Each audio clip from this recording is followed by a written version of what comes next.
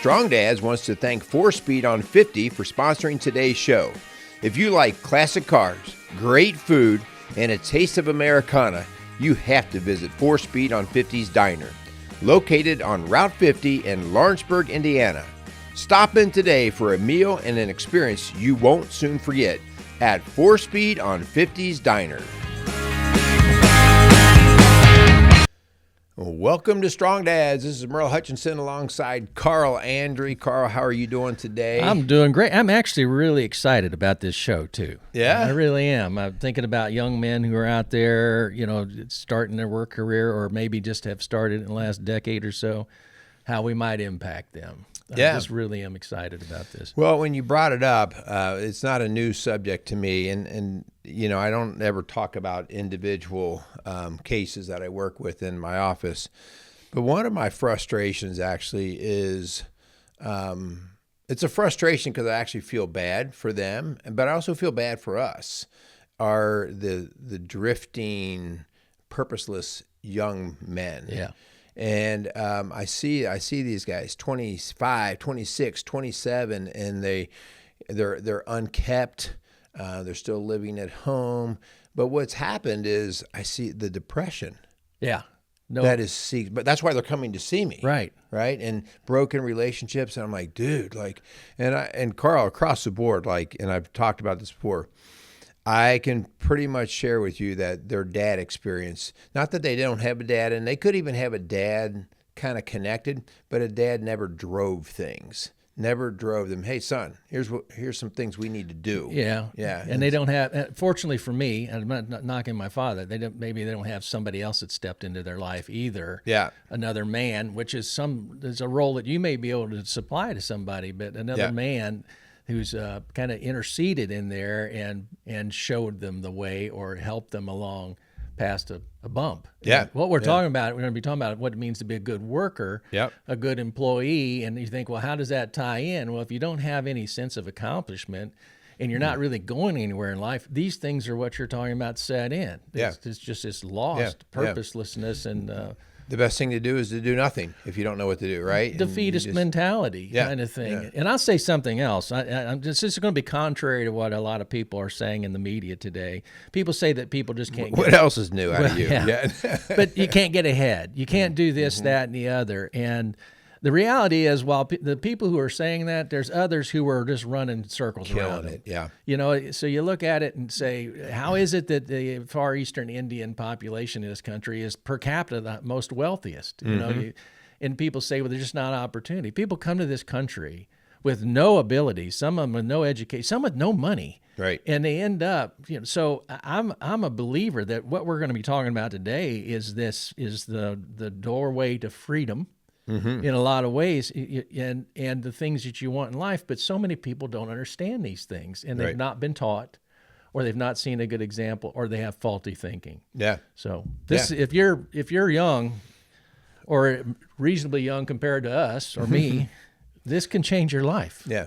Or if you're a dad raising some kids, not just boys, your kids, these are some things that hopefully you can think about, and start to implement ways to say, I want to make sure my kids get some of the things we're talking about. It's going to call you up to a higher level too. Yeah. All right, so before we get too much deeper in there, let's thank our sponsors. Let's thank Quality Auto Mart, Casey's Outdoor Solutions, and 4Speed on 50 Diner. We want to thank those guys for giving us the opportunity to support us and get these messages out and about. We also want to thank all you guys who take the time to view and listen to our show and continue to share them. So we greatly appreciate that. I think I was called out by, I'll just say Jason. Did you hear on my last show? He said, you thank your sponsors, but I haven't heard you thank God lately. Oh. And I said, you know what? As much as I want to defend myself, you're absolutely right. And so we just want to thank God. Yeah. We just want to thank God. I thank God for every breath. Yeah. I mean, really. and I so much of that, I'll just speak for me, is a little bit like the old meal prayer. Thank you for the food, let's eat. Versus think about what we have here. Think about this country. Think about the blessings, the people, the shoulders we stand on. Yeah. All these people came before, and those shoulders that we stand on, in large part, came from people who stood on the shoulders of Christ. Yeah. Right. I mean, foundation. Yeah, that foundation. And so for us to just be thankful and aware of that, I just think is something. For me personally, I need to do a better job on. Well, and on that note, real quick, I just have always been remember Christopher Reeves. For those of you who are young, he was Superman, and fell off of a horse at a riding event and was a paraplegic. And they said, "What makes you angry? Do you ever get angry?" He said, "Yeah." He said, "When I see somebody rise from a chair and walk effortlessly across the room." While I struggle to move a finger. Yeah. His goal was to just move a finger. Yeah. And I thought, my gosh, how much we take for granted until it's not there. Yeah. So, yeah. All right, so let's get rolling. So, well, neither of us ever took an official class on how to be a good worker. No. Right? School of Hard Knocks. School of Hard Knocks. That didn't work, so I won't do that again. So, so I mean, as we were prepping a little bit for this, I had to ask myself the question, because I think sometimes you can come off a little pompous or high and mighty. Well, like, I'm a good worker, so you should be more like me. And so I really had to ask myself the question, well, am I a good worker?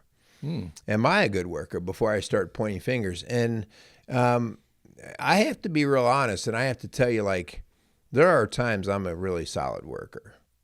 But I have found that if I'm not interested and a task still has to be done, but I'm not interested, I'm not the best worker. And I've been caught on that before. And I mean, I'll go back to my mom one time said, "I need you to go cut the grass."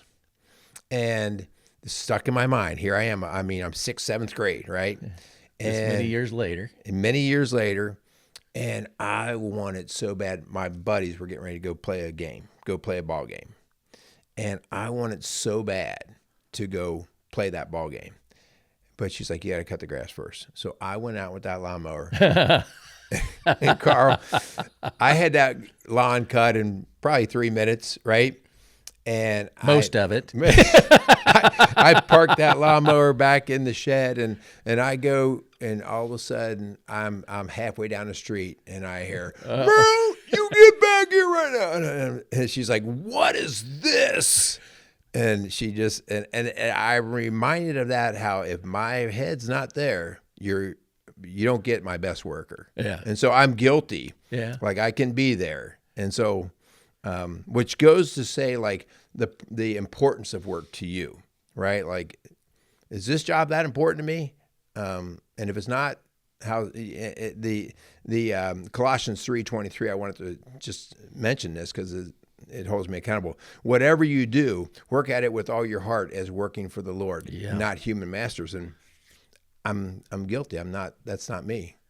Well, on that note too, and I had that in my notes when we were talking about this, that's so important. If you're going to rise in a work environment, you need to really focus on that, because you're going to get into a sense of, well, it's not fair. You're working hard and there's other people who won't.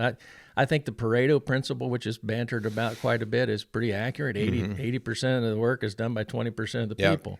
So if you're working for for the fairness in an organization and for everybody to pull their weight, you're going to be constantly in turmoil. Yeah. So if the Lord is your boss and you're working to glorify Him and to satisfy Him, that's going to take that away. My first rule, and Maria, our daughter, will tell you, is figure out who your boss is. It's not always so obvious, but it's usually the person that signs your check. But figure out who your boss is, make them happy, make them look good. And that's my number one rule. And that when I started working, that was the number one rule. And I've lived by that rule. The first boss, though, is God. Yeah. Figure out who, and make him happy, make him look good. You want to be an example for that. So, yeah. Let me ask you, where did you develop that rule or that understanding? Was that taught to you, or was that something you just figured out? I don't know. And I think one of the tragedies today, in my opinion, I've taught financial peace, and I bring that up a lot. I ask people, how many of you had a job when you were a kid? And the older generations, almost all of them had. Right. Most of the younger people that I have in there have did not have a job prior to getting out of school. And their parents didn't require it or anything. They didn't even have it. So I had a paper route when I was in 4th or 5th grade that I started and carried for a number of years. And then I sold used shoes. I mean, people laugh, and we really did sell used shoes. I learned more from those 2 things than I did in school. Yeah. About people, environment, sales. That's one of the things we might talk about. But Dad and I did not work well together.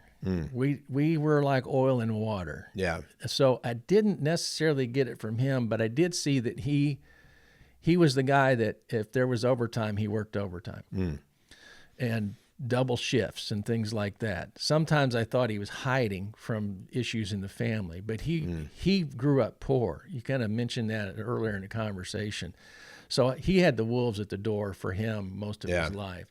So I can't really answer the question. It just sort of, there was a metamorphosis of going along, and I think for me, most of it was my own sense of insecurity, my perfectionism that needed to be validated and was fearful. I don't know if that's, sometimes those things can work for you, and it did for me, but I think that was it more than anything. I can connect to that. I think for me, it was approval from my dad because we did work together pretty well. Especially when I was younger. In high school, you kind of have your days where you think you know more than him, but pretty much we worked pretty good and pretty well. And one of the things I think my dad taught me and my brothers was what I refer to, because in the exercise world, we refer to this all the time as work capacity. Okay, yeah. The ability to go in and to do work rather than to do an event or move A to B, but how long can you do that? How long can you sit at a job and do it? Like we used to split wood, right? And we had a huge lake growing up, 4 or 5 acres. And that thing had to be weed eated. Oh, that's I've got pond line that we have to. Yeah. That's pain. And when you start, you think, "Oh my gosh, this I'll never get there." Whose idea was it to build this lake? You know, but the idea was, you're not finished till you're finished, right? But we watched our dad do it. Yeah. And so really, it was like, if he's going to do it, there's no way in the world that I'm going to say, I'm tired, my hands hurt. Like, I'm just not going to do that. So it was seeking his approval, but always that capacity, stay in it all the way, work hard. He sweated a lot. I sweat a lot. I sweat a lot. Yeah, and I would look at him and I'm like, I want to sweat just like him. Well, thanks, Lord. I Thank sweat you. more. Yeah. It's embarrassing at times. Yeah, yeah. And so you have hair. I mean, for people who don't have hair, it runs off you need a windshield wiper. Yeah. Yeah, so I would say a lot of that came from my dad too, but it was just the work capacity. Stick in it, stay with it, stop your whining, just get your head down and go. Yeah. And me, probably more than my brothers, they I'm sure they wanted his approval, but I was a little bit more insecure. And if I could get my dad to give me a head nod, man, that was this job was not that big of a deal. Yeah. Yeah.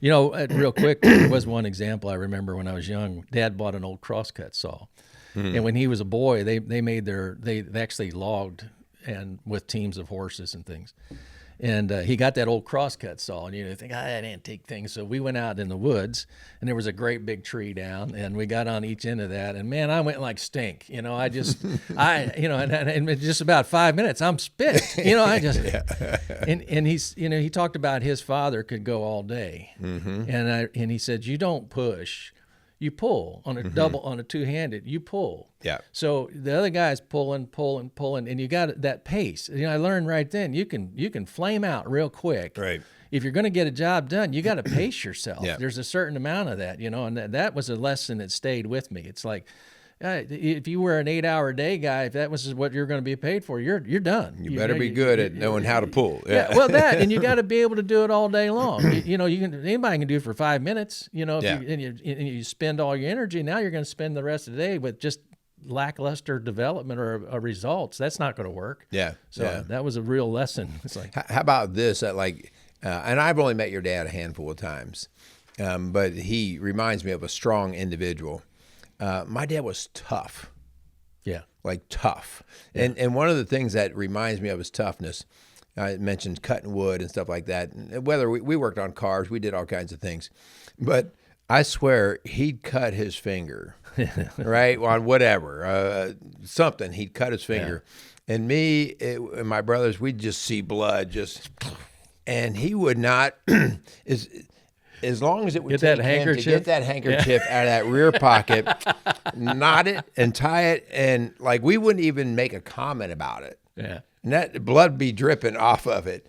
And me and my brothers, like, your appendage better be falling off before you say, Dad, I think I'm hurt. Yeah. And Suck it up. Yeah. But and I know, like, you could say, well, that's taking it to an extreme, but that idea that pain is kind of relative, outside of it being life-threatening, let's just keep going. You'll be fine. Yeah. Which you'll be fine was the message he always gave us. We'll deal with that, but let's get the job done. And that was that toughness. Yeah. Did you get toughness like that from your dad? To some degree. There was, and I'll say that I don't know about that particularly, but there were tricks that Dad knew, especially when I just remember baling hay. Yeah. And I reached in and grabbed a bale, and there was a hornet's nest in there. And they got me 3 times, the big green hornet thing looking things. And man, it was on fire, and Dad's just like, immediately he smoked Tareyton cigarettes, pulled out 3 cigarettes, crushed them up, put them in his hanky, had some water out there on the wagon, threw it in there and slapped it on my arm. And it took that out. And took the sting out. A little poultice that he made. And then the expectation is, let's go. Man, I mean, that thing was inflamed, but then it moderated, and you think, well, this is time to go to the home, back home. I'm going to go nurse this. No, we took care of that, son. And I just, like, if a dad's not involved or a man's not involved to help a kid realize you will get through this, then you'll let your flesh just go, I have to be done. I have to tend to this versus persevering, driving through. Well, and I would say probably out of that comes that, and I've always said this, everything takes longer, costs more, and is more difficult than you first think. Yeah. So these kinds of things come up, whether it's a bee sting, whether it's a cut, whether it's a vendor who doesn't deliver, in a job that you're doing. You've got to go on. You've got to figure out how to get, because I always say, once you might complain, you might not want to do a job, if they're looking at something, we have this where but once you accept that and you've got a commitment to do it, you got to tee it up and then figure out how to get it done. Yeah. And those things are going to come up. The time for complaining or whining or saying or stating your case is over. The job is on the table, and you got to get it done. Yeah. I did an entire show. I think it was my camper show on nothing's easy, nothing's cheap. Nothing's easy, nothing's cheap. And I learned that a long time ago. I've been using that phrase forever. I don't know if I coined it or not, but I certainly lived it. So I would be like, nothing's easy, nothing's cheap. As long as I go into every job I do with that idea, I'm not disappointed, right? Yeah. And hopefully I'm pleasantly surprised that, hey, this was a little easier or cheaper than I thought it was going to be. But most of the jobs, you just go, well, you watch the YouTube video, you're like, well, it took him a minute and a half to do that, and you're there 3 hours later with your fingers laying on the ground. Yeah, so, and that's the 50th time he may have done that. Take one, take 2, or whatever. But backing up, I think what's so interesting to me is how little it takes to be among the better performers in a job. And I say this because it's simple things like show up. I mean, this is a novel concept to a lot of people. And be consistent. Show up on time. If there's a time you're supposed to be there, be there. And I find we have, over the 26 years I've been where I'm at now, we have a very limited number of vendors we will deal with on the outside because overwhelmingly businesses would not deliver when we said we needed it. We never missed a date. That was one of the things. It didn't matter if we went in the hole big time. Yeah. Whatever effort it took, whatever money it took to get that job done, because we had told the client, we're going to deliver on this date. Here's your date, yeah. But the people that we would go outside, if there was an outside service that we needed or an outside process that we needed, it was terrible. How many people? And we would call up, hey, we're not going to have it. Yeah. It's like, so whether you're an employee or a business owner, doing what you say but showing up, Yeah. delivering, being there, being consistent. It's not as common as it should be. No, Carl, I mean, you're hitting a chord with me, and that is, I grew up as a professional in the school world, and as all you ever hear in the school world is school needs to run more like business. And, okay, well, that's fine, whatever that means. To me, it always meant like get the job done on time, be prompt, money, budgets, all these things. And when I actually started in the fitness world and some of the equipment and stuff, I'm out now. I'm a business guy, and I'm out working with other businesses. I just have to be blunt. I was so disappointed in the business world. Well, I was so disappointed, and I continue to struggle. If a guy says, I'm this way. If you don't think you can get it done for 2 weeks, tell me that. Tell Just me say, right hey, up front. it'll be 2 weeks. If you say I can do it tomorrow, and it's 2 weeks, I'm losing my hair now, right? And so that whole idea of, now, why are they late? I don't know. Maybe they don't have employees that are getting the job done. I don't know. But that whole Doesn't idea, matter. they staked the job, right? Like I finally got the car in here. I got the project. But then you don't hear from them, or they don't produce, right? Right. And so that's a frustrating thing that I just think we see it across the board in business.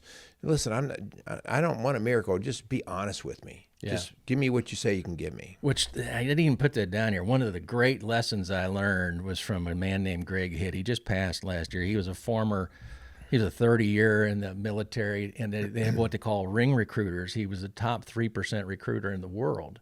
So this guy was all Army. I mean, he was big, and he and I were doing some business when I was about 30 years old, and he had asked me to do something, and we were down at the Quality Inn in Kentucky, and I walked up, and he said, "Hey, did you get that?" And it wasn't anything big. It really wasn't that. It wasn't like life and death, Right. I said, "Oh, Greg, I didn't get to it. I had this, that, and the other, And he looked at me and he said, "Hey, pal, all excuses are equal.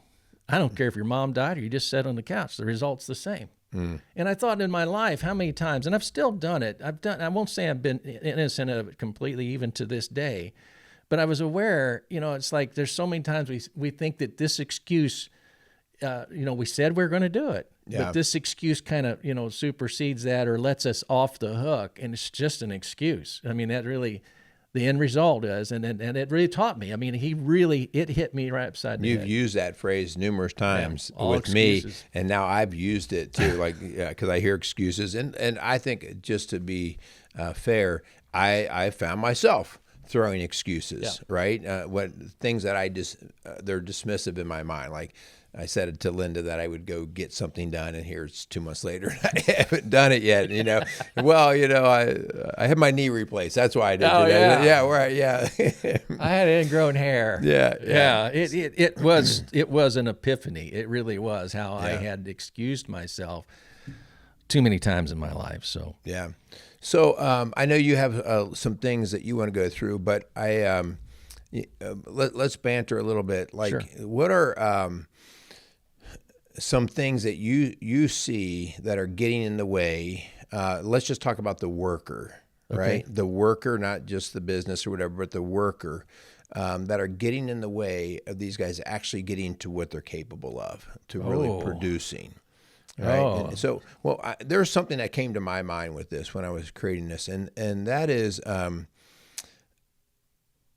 feelings are given way too much value these days. I don't feel like it. Okay. And I say that because I hear that in my own home, right? Like, the grass needs to be cut or whatever. And I heard that come out of my son's mouth a couple weeks ago, and he said, "I don't feel like doing that now." Well, that's okay. And I thought I was going to lose my mind, because I'm thinking, when do feelings get to determine whether a task gets done or not? And so that connected me to what you said earlier, the challenge that we see about guys just showing up. Just showing up. And if you could they all have an excuse, but if you could actually get to the nitty gritty of it, it would be, I just didn't feel like it. I just didn't feel like it. I think I might have texted you this. and I may be wrong here. And I draw a parallel to financial peace. I think most people want to have wealth, but they don't believe that they can do it, one. And two, they don't have a path. I think if a person has a clear path or senses there's a clear path, that takes a lot of it out. There's some people who are just lazy. But I think most people just don't think that what they're going to do, or they don't know how to do what they need to do to get to success or to be a top performer. So when the people say they don't feel like it, I think a lot of times, in my opinion, is that they just don't know how. They look at this thing and they go, they got an idea, and I say it, the corporations are evil corporations, or bosses are just greedy, or owners are just greedy, and you can't get ahead in life, like I talked about earlier, or what difference is it going to make, kind of thing. And they look around at other people, and unfortunately, just like with money, people look around at what other people are doing, and most people are broke. Right. And most people are mediocre in the workplace. That's just so.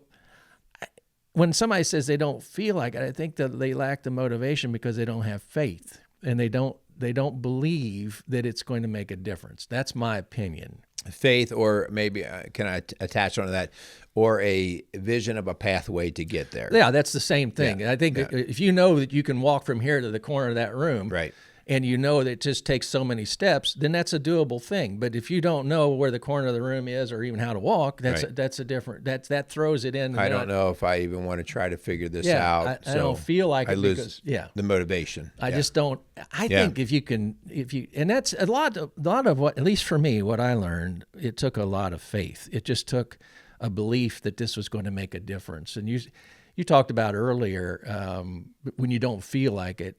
And we were just upstairs a while ago talking about your refrigerator doing stainless. Yeah. In our environment, nobody wanted to work with stainless.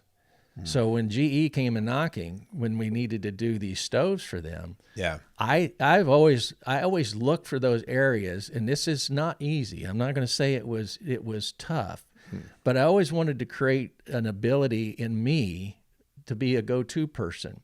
So when nobody wanted to do it, it's tenacious, it's tough, and you can't mess up. It's nerve-wracking. It's all those things. And I'm not trying to make myself sound like a saint, but I guess because of my own insecurities and things like that, I saw that as an opportunity to say, if you get good at that, that's another feather in your cap. Right. And it gave our company the ability to do those prototypes. And set yourself apart at that point. I just always look for the opportunities. I think in any job, and I will say, I always believe you got to play to your strengths. Yeah. Like I would never see an opportunity in paperwork and go do that because I am terrible at paperwork. But when it came to mechanical things of this nature, that I had enough faith in myself from the time I was a boy. I was always taking my toys apart and everything.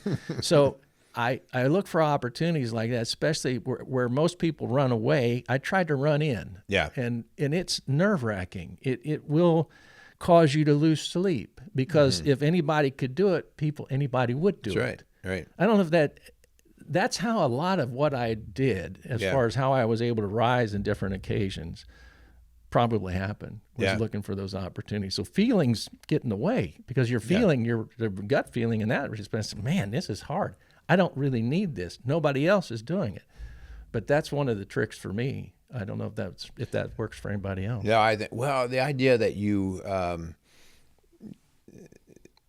helping, as we talk to these guys, helping them start to see some of what their gifts are. It's hard when you're young to know exactly, like, if I have an aptitude that's a little bit, maybe a little bit better than the guy I'm next to, right? Like, well, we all just went to school or we all just had these experiences. But then when you start to dabble, you go, I seem to figure that out a little bit better than this guy did, right? And you find a niche. If you're paying attention. Yeah, and so it's really important that you start to observe where you might excel a little bit. And also, like, I'm right with you, man. You and I should not be writing papers together, right? Like, paperwork is, and I drive my wife, Linda, crazy with that because I could help with some paperwork, but I will stare at paperwork for hours. I'll go out and build things, break things, do everything. And she's like, have you touched that? I'm like, nope. Do everything else but that. Yeah, I will avoid it, procrastinate it. But finding that little niche where you go, At least a little better than average on that one, and then start to dwell and test it and see what you can do. And I really like that you bring that up, because I think that's how you discover a little bit about yourself. And the sooner you do that, I think we talked about on an earlier show. I don't remember what the topic was, but I'm a big believer. We took Maria down up to Johnson O'Connor, which is the human engineering lab. I think if you're young, especially if you're under 40, and you haven't done that, if you don't know what your gifts are, you probably should go there. Yeah. Johnson O'Connor's in Chicago, Atlanta. They're an old company. They test you for your attributes and your natural abilities. You should be working in those areas. And like you said, if there's something that you do, and time just flies, it's called flow. Whether that's something you want to pay attention to. It's important, I think, to be in an area at least foundationally that is playing to your gifts. And then, like I said a while ago, that book that I read, Soar with Your Strengths, talked about run your strengths long and manage your weaknesses. For so long in my life early on, I was focused on my weaknesses and beating myself up. The gold in your life, as far as what you can run long and where you'll get the biggest reward, is by focusing on your strengths, not your weaknesses. That's good stuff right there, guys. That's a nugget of info that you got to hang on to. So so you said what's holding guys back, though. I think I'm not sure exactly how you meant that question, but one of the things I had down here is, this sounds so simple, obvious. There's no committee meeting anywhere to make your life better. Yep. There isn't? No, there isn't. And I'll just give you a quick example. And I don't know if I've ever told you this, but when I went to work where I am now, I had been out of the business for 5 years. And in that time period, CNC technology was coming on, and software connected to that, which is where you've got a fake world you're working in the computer. That was coming online. And the company had just gotten into that, and they had one guy who brought that in, and he knew one aspect of the software, and he trained 2 others. So I start working there. There's about 15 people, and there's usually a pecking order. And that pecking order, think, well, and I could see that you could either be out here sanding parts and painting parts and gluing parts together, or you could be designing and engineering, which is always my strength anyways. I mean, as far as how mechanically things worked and being able to put that together. But you needed that software. So I went, did I ever tell you this? I went to the owner, and I said, can I have a computer at night? And he said, sure. So I went online, I found this $60 tutorial. And I went in there and I sat down at night on my own time, and I started working through that tutorial. And I was always a book learner. That's one of my strengths. So I'm working through the tutorial, and then I start going into the few guys that were running the software. And I said, well, what about this module here? Do you know anything about that? No, we know, and this won't make any sense. We know parallel. So they did everything with a parallel routine. And I said, well, there's this and this and this and this. So what happened was I was able to bring more of these, I opened this up, and then I started, can I get some time with one of the 3-axis machines? And so that $60 tutorial in the next 2 years equaled $20,000 in pay. Wow. Okay. Yeah. Now, one of the guys there asked me, he'd watching this, I stepped across in front of all the people who had much longer terms there. Yeah. And he said, how did you do that? Now, I wasn't hiding anything. I was just staying after, but nobody stayed after generally. Yeah. And I said, well, Jerry, I bought this little $60 tutorial. And he said, this is where I went, man. He said, well, the company should supply that. And I said, in my mind, I thought, just sit right there and wait. Yeah. I believe there are opportunities in every environment. I'm just a believer in that there are opportunities in every environment, but there's no committee that's meeting to make your life better. Yeah. I've learned you have to ask, you have to move, you have to take the initiative for raises, for opportunities and things like that. So, but what a great point that is. The idea that you dig in a little deeper on your own, You know, it's great if you do get compensated, but your compensation was on the backside, right, versus the front side. So that brings me to another one of the problems that I've seen come out is, you know, I was always taught that if you're getting paid $5 an hour, work like you're worth 20 or 6 or whatever. Work like a dog, so that your boss or whatever, or when you go to ask, they go, wow. You know, and you create the desire for them to you, right? They want you now, versus something that we see on a regular basis. And I'm not sure whether unions got behind this or whatever, but that idea of I'm not working like $20 an hour until they pay me $20 an hour. And what a curse that is on your growth. I mean, you just completely put the lid on yourself. Nope. I won't do anything more. Yeah. So the creativity, the ambition, all that, you just put your own lid on yourself. Yeah. What a shame. Well, you should always deliver more than you're being paid for. I believe in doing more than what you're being paid for. And if you're not working when you're being paid, you're stealing. Right. And you should work as best as you can to fix that in that side of it. But I'll say this, one of the things that I'm a very big so a lot of the business owners may not like this. I learned at a very early age, you will probably never be paid what you're worth unless you ask for it. And it was appalling to me. I won't go into the whole stories, but it was shocking to me how stupid I had been early on when I was 18, 20 years old. Even at that point, what my value was compared to what I was being paid. Now I want to make it clear.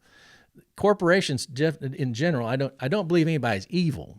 You look at it and say you're reporting to a boss in a company. He's trying to look good too. He's trying to do his part to keep his bottom line down. And if you're willing to work for that, that's what you'll get. And I'm not. And it's not because he's mean. He's not mean. He just looks at it and say, well, look, my budget for my department was this, and I got the job done. So he wants to look good, and he wants to do his part. And man, I learned in 2 jumps. I was like, why didn't I ask earlier? What an idiot I was, you know? And so many people think, now I want to make it clear. There are a lot of big-headed people out there who think they're worth more than they are. Yeah. You got to be, you'll know if you're a deliverer, if you're what I call a stud. Yeah. You'll get inklings of it. But I also say, this is convoluted. I do not believe you deserve a raise just because you breathe another year. Yeah. Cost of living is one thing, but you better be bringing, when you go in to ask for the raise, you got to be able to articulate why you are now worth more than you were before. Yeah. You know, and that's a key. You got to bring more to the table. But I would say that a lot of people can better themselves just by asking for a raise. If you're a stud, they're not going to let you go anywhere. Yeah. That's just, unless you're just an arrogant, well, whatever. But, yeah. Well, you bring up the idea that I think we have to make our young guys more aware of.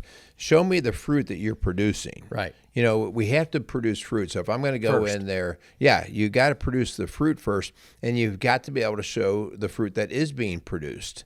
And so the idea of saying, well, I think I'm worth more, well, show me that you're worth more, right? Talk is super, super cheap. And so that idea that you can say, well, I'm bringing X number of dollars more into the company, or look at the factory over there, how it's running, like whatever it is, but you've got to get into fruit building. And I used to drive my son Zach crazy with this but what's funny is how he's brought it back around to me. I'd say, Zach, did you get that done? No, well, blah, blah, blah. He'd come up with these excuses. And I'd say, Zach, I can tell that you're not getting it done because I don't see any fruit. And something obvious. Yeah. and so I'm talking, he's 8 years old, 9 years old, 10 years old. He's young. And I don't think that fruit thing ever, what do you mean fruit? When he gets into his high school years, and he would start, wanting something or whatever. And I said, you got to start showing me some fruit, man. You got to show me some fruit. And he still would just kind of shake his head. And I'd say he was in the military at this point.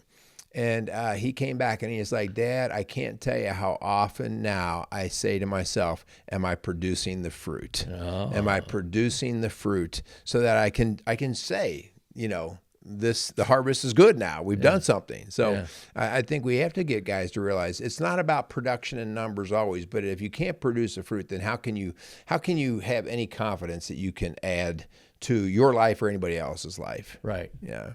Yeah, and that goes back to what you said. Some people say, I want to be paid for 20, even though I'm not doing $20 an hour work. Right. Or I'll start working like $20 an hour work or whatever it is.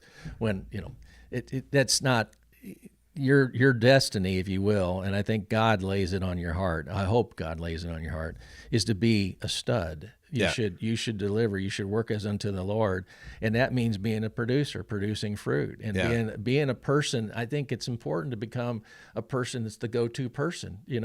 That comes with stress. And I heard a long time ago, it's the pressure that pushes you to the top. That's right. Yeah. So that's where you become refined. That's where you learn these new tricks. If you just want to sit there and not do anything else, then expect that that's pretty much your lot in life right there. Yeah. Yeah, that's it. And if that's where you want to be, that's fine. Yeah. But if you aspire more, if you've got children, you want a better lifestyle for them, if you want to send them to college, and those are the things that go along with it, be ready. You got to take on a little bit more. You've got to push yourself and deliver more. And I'm just a believer. There's an old saying: time either promotes or exposes you. Mm-hmm.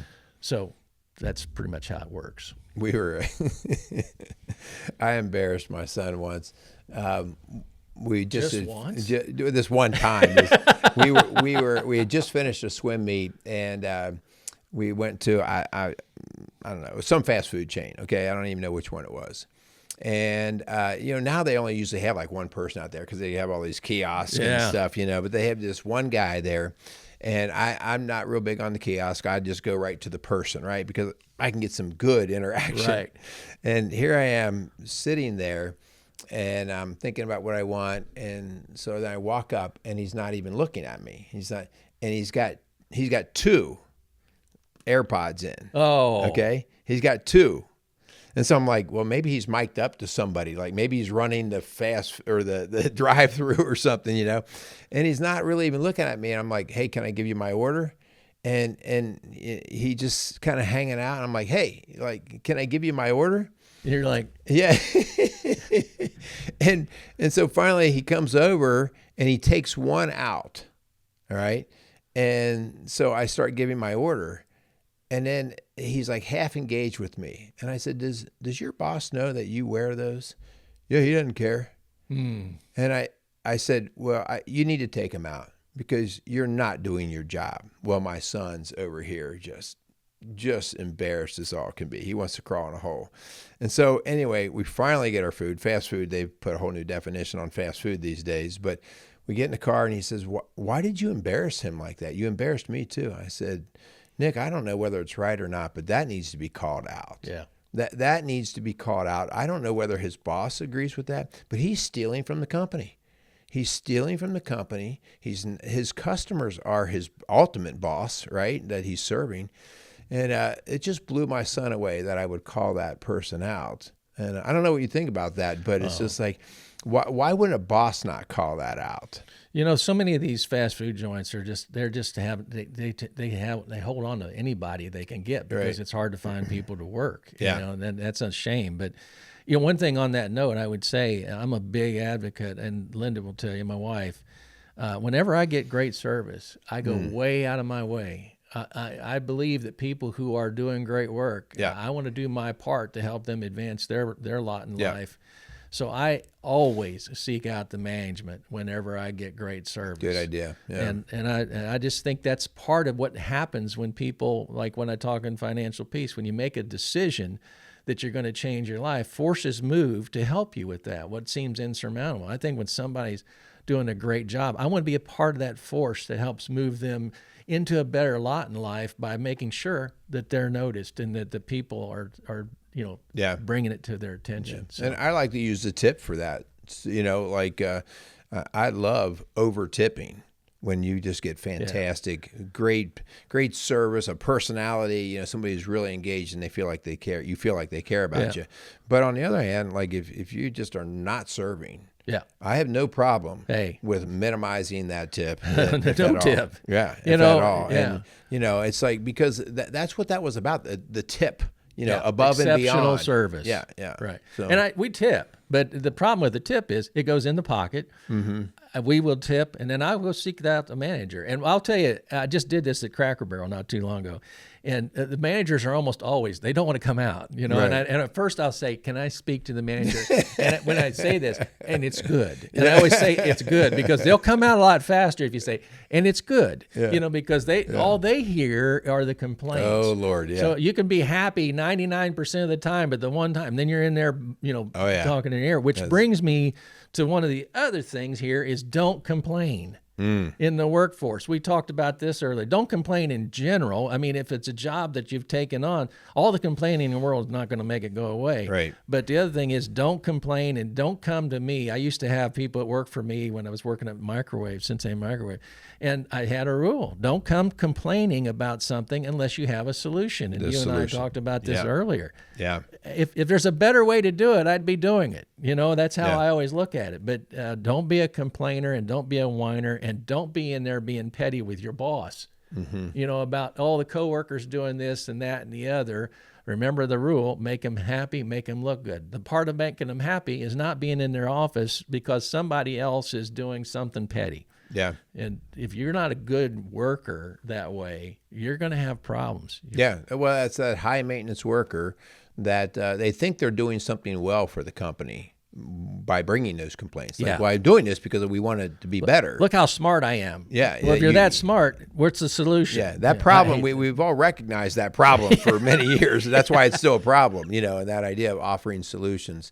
That's just a great point. That's kind of a rule that we have around here as well. Like, you don't get to complain. I'm not even asking you to have the right solution, right? Because a lot of them aren't. We don't even know. But bring something to the table that you put some thought into this, that you're willing to look outside the box. Because maybe there's not a good, quick, easy solution to it. But don't just throw it at me as I have to be the problem solver. Yeah. So. Yeah.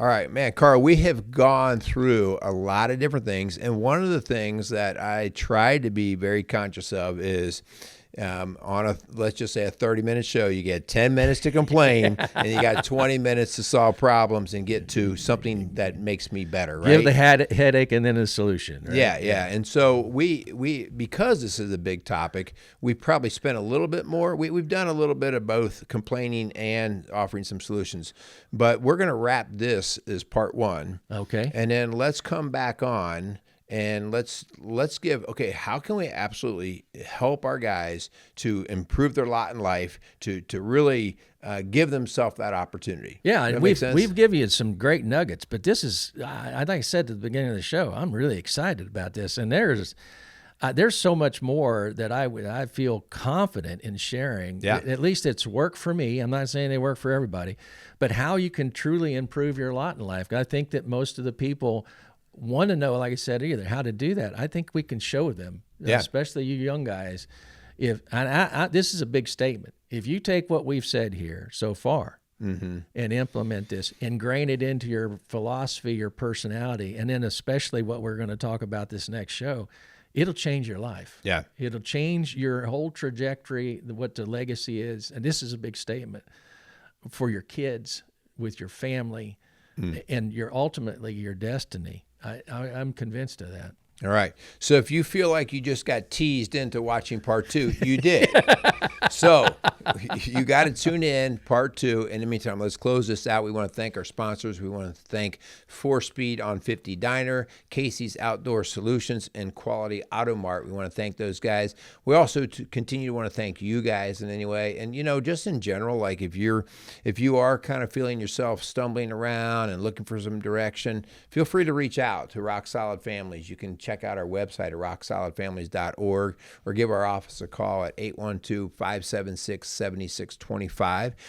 If we don't know how to help you, or if we don't think we can help you in office, we have places that we would definitely help direct you. There's just so many ways that we can get people that are interested in doing better for themselves. So feel free to reach out. Carl, I'll see you in part two. Part two. And I hope we'll see you too. Yeah.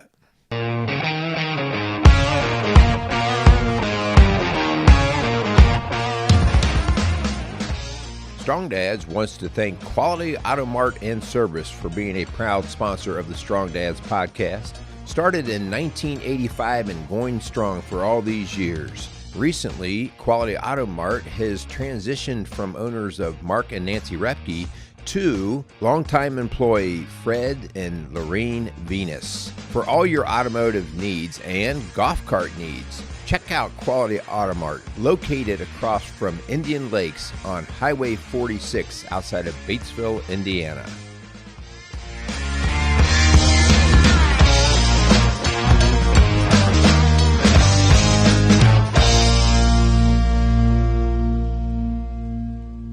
Casey's is a premier garden center and gift shop located in Lawrenceburg, Indiana. Casey's offers a wide selection of plants, landscaping materials, home and garden decor, and gifts for every occasion. Casey's is committed to providing exceptional service, a unique shopping experience, and value to every customer. Stop in and see what makes Casey's so unique. Located at 21481 State Line Road, Lawrenceburg, Indiana, or call 812-537-3800. Let Casey's help you add beauty to your home.